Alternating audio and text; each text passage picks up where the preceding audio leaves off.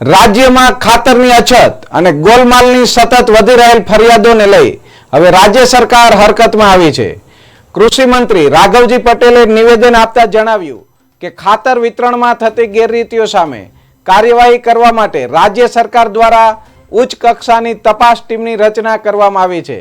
આ ટીમે હાલમાં રાજ્યના 18 જિલ્લામાં તપાસ કામગીરી શરૂ કરી દીધી।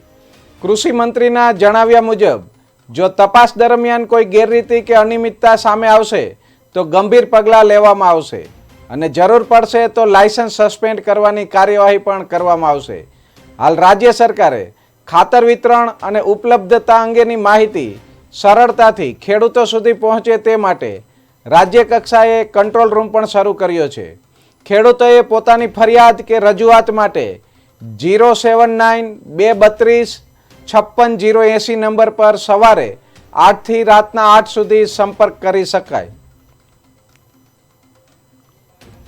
ખાતર ન મળતા હોવાની અંગે અને ખાતરની અછત અંગે રાજ્યના જુદા જુદા વિભાગોમાંથી ફરિયાદો મળતા રાજ્ય સરકારે એક ઉચ્ચ કક્ષાના અધિકારીઓની એક ટીમ નિમી અને તેને આ વિતરણની આખી વ્યવસ્થા તપાસવા, ચેકિંગ કરવા અને જ્યાં અનિયમિતતા માલુમ પડે ત્યાં વ્યવસ્થિત ખાતરનું વિતરણ થાય એના માટેનું આયોજન કરવા માટેની એક ટીમ ગઠિત કરી છે। 18 જિલ્લામાં આ ટીમની કામગીરી શરૂ થઈ છે।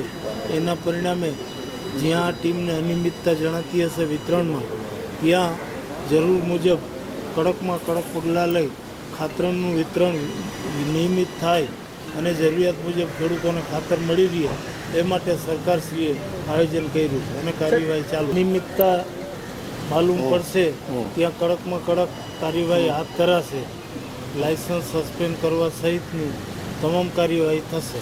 હળવદમાં રાજકોટ જિલ્લાની અંદર એક ટેકાના ભાવે ખરીદાયેલી મગફળીમાં ચોરીની ફરિયાદ નોંધાણી છે। 1212 જેટલી બોરીની ફરિયાદ નોંધાણી છે। નાફેડનું ગોડાઉન હતું। ટેકાના ભાવની ખરીદીનો પ્રશ્ન તો ઘણા સમય પહેલાં પૂરો થઈ ગયો છે। રાજ્ય સરકારની આમાં કોઈ જવાબદારી નથી। સરકારે તો ટેકાની ખરીદી વ્યવસ્થિત થાય એના માટેના આયોજનમાં સક્રિય ભાગીદારી લીધી હતી। હવે આ પ્રશ્ન ખરીદ કરનાર સંસ્થા અને નાફેડ કેન્દ્ર સરકારના